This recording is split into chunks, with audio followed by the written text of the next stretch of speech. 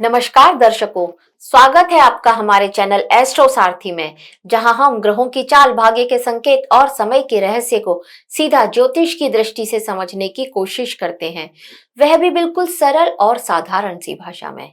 मैं आचार्य शिवी आप सभी का हार्दिक अभिनंदन करती हूँ। दर्शकों, आज के इस वीडियो में हम बात करने जा रहे हैं शुक्र ग्रह के मेष राशि में होने वाले गोचर के बारे में।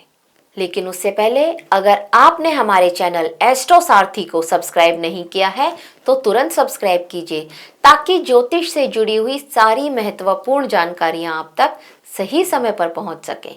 तो चलिए शुरू करते हैं आज का ये वीडियो।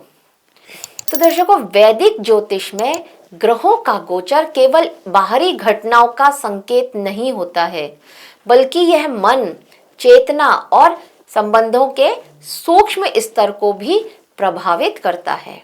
जब कोई कोमल ग्रह उग्र राशि में प्रवेश करता है, तब जीवन के भावनात्मक सूत्रों में विशेष कंपन उत्पन्न होता है। शुक्र 25 मार्च 2026 को मेष राशि में प्रवेश करने जा रहे हैं। शुक्र प्रेम, सौंदर्य और दाम्पत्य के प्रधान कारक है, जबकि मेष अग्नि तत्व की तीव्र, अधीर और साहसी राशि है। ऐसे में शुक्र का मेष में प्रवेश केवल एक साधारण गोचर तो नहीं रहने वाला, बल्कि संबंधों, आकर्षण, भोग और धन के क्षेत्र में निर्णायक मोड़ लेकर के आने वाला योग बनाएगा। यह गोचर जहां आवेग और टकराव आएंगे, वहीं सही विवेक से साधना में भी आप इसको बदल सकते हैं। अब शुक्र जब मंगल में प्रवेश करते हैं या मंगल ग्रह की किसी भी राशि में प्रवेश करते हैं, चाहे मेष हो या वृश्चिक हो, तो प्रेम में अग्नि, आकर्षण, अधीरता और संबंधों में अधिकार की भावनाएं प्रबल हो जाती हैं। वर्तमान में मंगल मीन राशि में स्थित होकर गुरु के प्रभाव से संयम का संदेश दे रहे हैं। यही कारण है कि इस गोचर में एक ओर उग्र भावनाएं होंगी तो दूसरी ओर विवेक की पुकार भी। यह गोचर हमें सिखाएगा कि भोग और प्रेम तभी स्थायी होते हैं जब उन्हें धर्म और संतुलन का आधार मिले। तो अब देखते हैं इसका हमारी सभी राशियों पर क्या प्रभाव पड़ेगा। और सबसे पहले बात करते हैं हमारी प्रथम राशि मेष राशि की। तो मेष राशि के लिए शुक्र आपके ही लग्न में गोचर कर रहे हैं और शुक्र आपके दूसरे भाव और सप्तम भाव के स्वामी होते हैं। प्रेम और वैवाहिक जीवन में यहाँ पर आकर्षण बढ़ेगा आपके, पर अहम और अधीरता को आपने अगर अपने ऊपर हावी किया तो टकराव भी रहेगा। दाम्पत्य जीवन में अधिकार की भावना प्रबल हो सकती है। आर्थिक दृष्टि से धन आगमन के योग बन रहे हैं, पर वह धन विलासिता पर खर्च हो, इस बात के चांसेस भी बन रहे हैं। व्यवहार में आप सीधे और स्पष्ट रहेंगे, पर भावनात्मक प्रतिक्रियाएं यहाँ पर तीव्र हो सकती हैं। क्विक रिएक्शन दे दें, इस बात के चांसेस बन सकते हैं। इस गोचर का अगर सकारात्मक पक्ष देखें तो यही है कि आपका आत्मविश्वास बढ़ेगा और संबंधों में पहल करने की क्षमता आएगी, डेयरिंग पावर बढ़ेगी। और सावधानी अगर रखने को बोली जाए तो यहाँ पर आपको क्रोध और जल्दबाजी से बचना होगा, नहीं तो आप अपने रिश्तों को नुकसान पहुंचा सकते हैं। अब वृषभ राशि की बात करते हैं। तो वृषभ राशि के लिए शुक्र आपकी राशि के स्वामी हैं और आपके छठे भाव के स्वामी हैं, और ये गोचर कर रहे हैं आपके 12वें भाव में। तो आपके लिए यह गोचर प्रेम जीवन में गोपनीयता बढ़ाता हुआ दिखाई देगा। पुराने संबंधों की स्मृति भी आपको आ सकती है। वैवाहिक जीवन में दूरी या फिर भावनात्मक भ्रम, इस तरह की स्थिति आएगी। धन के व्यय की स्थिति भी बनेगी, विशेषकर विलासिता पर या सुख सुविधाओं पर। अगर देखा जाए तो आप व्यवहार में भीतर ही भीतर अपनी फीलिंग्स को, अपनी भावनाओं को संजोए रख रहे होंगे इस समय में। इस गोचर का सकारात्मक पक्ष जो है ना वो ये है आपके लिए कि आध्यात्मिक प्रेम की अनुभूति हो सकती है आपको, लेकिन सावधानी भी रखनी होगी, और वो सिर्फ यही है कि अपने खर्च को कंट्रोल करें, नहीं तो आपको मानसिक असंतोष हो सकता है। अगर मिथुन राशि की बात करी जाए तो मिथुन के लिए शुक्र आपके 12वें भाव के स्वामी होते हैं और आपके पंचम भाव के स्वामी होते हैं, और गोचर कर रहे हैं आपके एकादश भाव में। तो प्रेम जीवन में मित्रता के माध्यम से आकर्षण बढ़े, इस तरह के चांसेस बनेंगे। वैवाहिक जीवन में भी सामूहिक निर्णय अगर आप लेते हैं, अपने जीवन साथी के साथ मिलकर के निर्णय लेते हैं, तो लाभ के चांसेस बहुत ज्यादा बन जाएंगे। धन लाभ के भी योग यहाँ पर बनते हुए नजर आ रहे हैं, विशेषकर किसी नेटवर्किंग से या फिर कहीं कोई कांटेक्ट से आपको अच्छे धन की प्राप्ति हो, इस तरह के चांसेस बनेंगे। लेकिन व्यवहार में आप संवेदनशील और सामाजिक रहेंगे, अच्छी बात है ये तो। भावनात्मक रूप से अपेक्षाएं अधिक हो सकती हैं आपकी। आपके लिए जो सकारात्मक पक्ष है ना इस गोचर का वो ये है कि आपकी इच्छाओं की पूर्ति हो सकती है, पर सावधानी भी है कि भोग विलास में अपनी सीमाओं को ना लांघें, इस बात का ध्यान रखना होगा।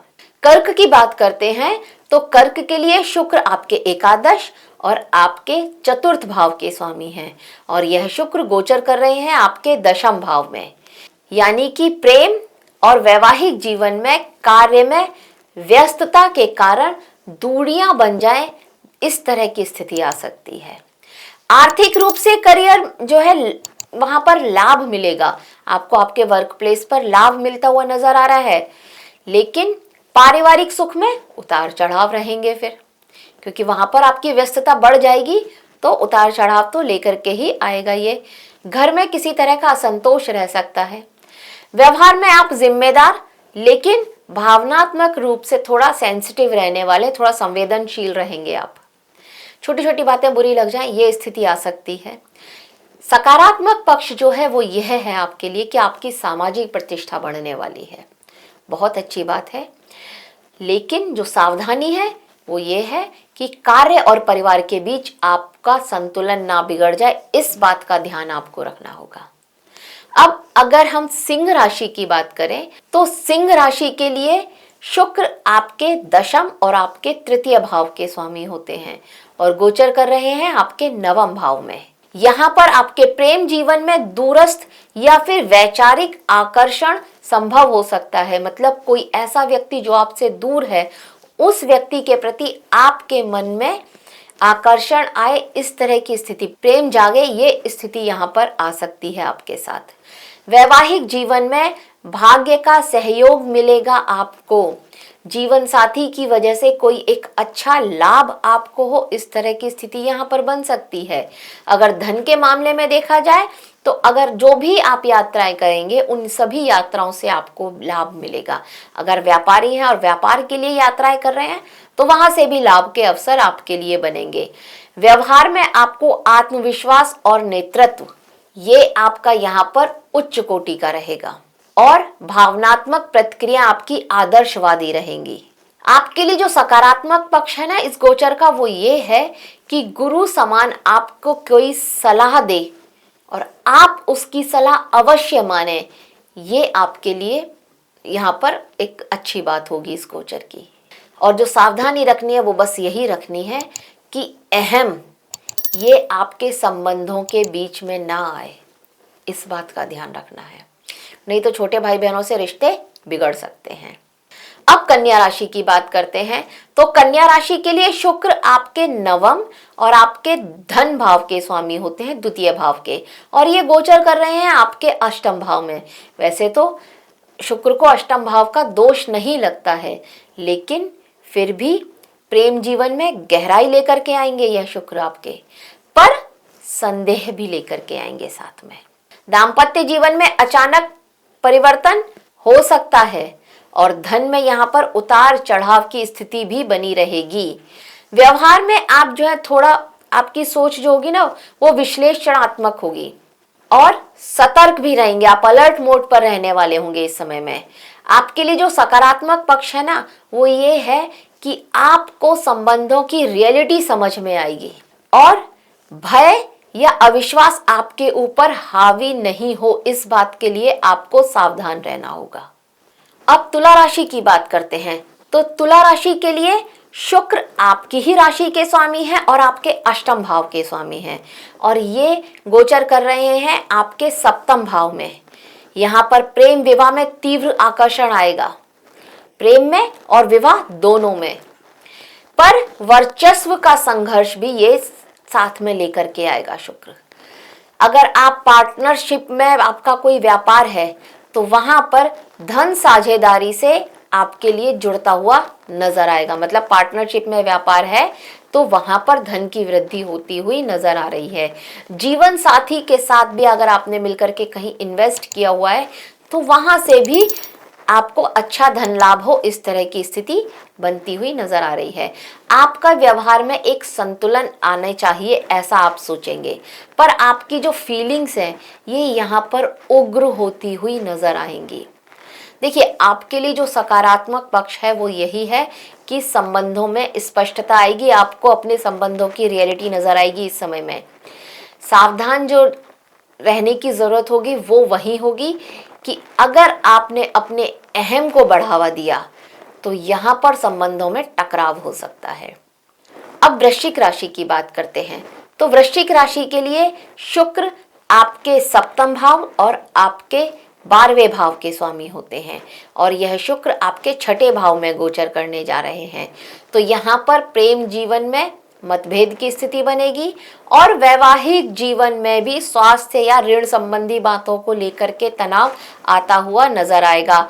धन का अपव्यय बढ़ेगा, व्यवहार में आप थोड़ा प्रोटेक्टिव यहाँ पर रहेंगे। आपके लिए जो सकारात्मक पक्ष है वो यह है कि आपके अंदर सेवा भाव बढ़ेगा। इस समय में आपको जो सावधानी रखनी है वो यही रखनी है कि ईर्ष्या और नियंत्रण को बिल्कुल भी बढ़ावा ना दें, नहीं तो नुकसान हो सकता है। अब धनु राशि की बात करते हैं। तो धनु राशि के लिए शुक्र आपके 6ठे और आपके एकादश भाव के स्वामी हैं जो गोचर कर रहे हैं पंचम भाव में। प्रेम जीवन में उत्साह आएगा, आपके संतान सुख के भी योग यहाँ पर बनते हुए नजर आ रहे हैं। धन का लाभ होता हुआ नजर आ रहा है, कहीं निवेश किया हुआ था, अच्छा खासा प्रॉफिट मुनाफा यहाँ पर होता हुआ नजर आ रहा है। व्यवहार में आप थोड़ा स्पष्टवादी रहेंगे, जिसे बोलते हैं ना स्ट्रेट फॉरवर्ड, इस तरह की आपकी भाषा रहने वाली होगी, इस तरह का बिहेवियर रहेगा आपका। और भावनात्मक रूप से अगर देखा जाए तो आपकी अपेक्षाएं बढ़ने वाली हैं। आपके लिए जो सकारात्मक पक्ष है ना इस गोचर का वो ये है कि आपकी क्रिएटिविटी बहुत बढ़ जाएगी, लेकिन जो सावधानी आपको रखनी है वो बस यही है कि वाद विवाद से बचें। प्रेम जीवन में वाद विवाद के चांसेस भी बन सकते हैं, तो वहां पर भी थोड़ा सावधान रहना होगा। मकर राशि की बात करते हैं तो शुक्र आपके पंचम भाव और आपके दशम भाव के स्वामी होते हैं और यह गोचर कर रहे हैं चतुर्थ भाव में। यहाँ पर प्रेम या फिर वैवाहिक जीवन में घरेलू मुद्दे आपके लिए प्रमुख हो, इस तरह की स्थिति बनेगी। संपत्ति और वाहन के सुख यहाँ पर बनते हुए नजर आ रहे हैं। खरीदना चाहते थे वाहन, बिल्कुल खरीद सकते हैं। कोई प्रॉपर्टी देखी थी, खरीदना चाहते थे, खरीद सकते हैं। अपने घर में सारी सुख सुविधाएं खरीद सकते हैं घर के लिए, ये स्थिति आपके लिए बनेगी। व्यवहार में आप बहुत ज़्यादा सोशल रहने वाले हैं इस समय में। भावनात्मक रूप से मन स्थिर रहेगा आपका। और इस गोचर का जो सकारात्मक पक्ष है वो ये है कि पारिवारिक सुख बढ़ाएगा यह गोचर आपका। वर्क प्लेस पर भी आपकी वाही वाही हो सकती है, वहां से भी लाभ हो, मान सम्मान मिल सकता है आपको।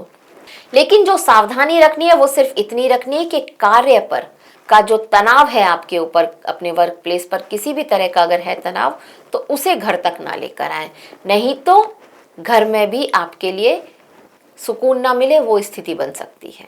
कुंभ राशि की तरफ चलते हैं तो कुंभ राशि के लिए यह शुक्र आपके चतुर्थ भाव और आपके भाग्य भाव के स्वामी होते हैं और गोचर कर रहे हैं तीसरे भाव में। तो यह शुक्र आपके प्रेम जीवन में संवाद, कम्युनिकेशन बढ़ाएंगे।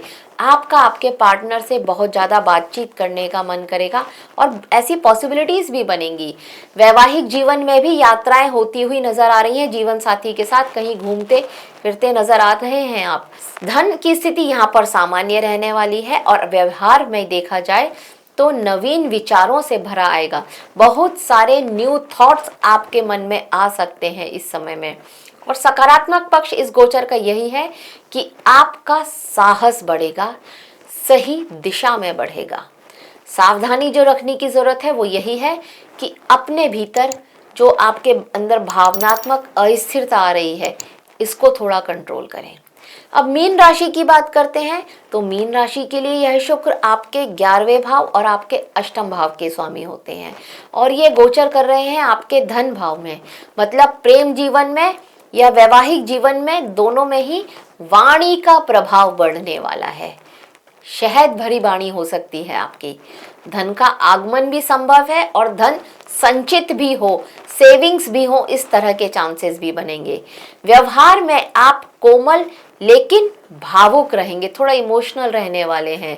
आपके लिए जो सकारात्मक पक्ष है इस गोचर का वो यह है कि परिवार का पूरा पूरा सहयोग, समर्थन आपको मिलेगा। फिर आप अपने लव पार्टनर को परिवार से मिलाना चाहते हैं तो बहुत अच्छा है। आपका जो लव पार्टनर है वो आपका लाइफ पार्टनर बन जाए, इसके लिए परिवार की सहमति मिल सकती है आपको। लेकिन सावधानी जो रखनी है वो आपको इतनी रखनी है कि भावनाओं में बह करके कोई भी डिसीजन नहीं लेना है। अब अगर उपाय की बात करें तो देखिए, शुक्र ग्रह को प्रसन्न करने के लिए यहाँ पर आपको ओम शुम शुक्राय नमः इस मंत्र का आप जितनी श्रद्धा हो आपके साथ उतना, जितना भी आपका मन हो उतना आप जाप कर सकते, जितना आप आसानी से कर सकते हैं उतना जाप कीजिए। चाहे 11, 21, 51 या 108 ही आपकी श्रद्धा है। सफेद वस्त्र, चावल या मिठाई का दान करें। देवी जी को 7 फूल, चाहे तो चमेली के चढ़ाइए चाहे मोगरा के चढ़ाइए, सफेद फूल अवश्य ही चढ़ाइए देवी जी को। हर शुक्रवार को चढ़ाइए, बहुत श्रेष्ठ रहेगा। गुलाब के इत्र या फिर जो भी आप अपने वर्क प्लेस पर गुलाब रख सकते हैं, गुलाब का एक बुके रख सकते हैं, तो गुलाब का इत्र का, गुलाब रोज वाटर का जितना चाहे, जितना इस्तेमाल आप कर सकते हैं उतना अवश्य कीजिए। तो दर्शकों, ग्रहों का यह गोचर स्थायी तो नहीं होता, पर उनसे मिलने वाली जो चेतना होती है ना, ये स्थायी बन सकती है।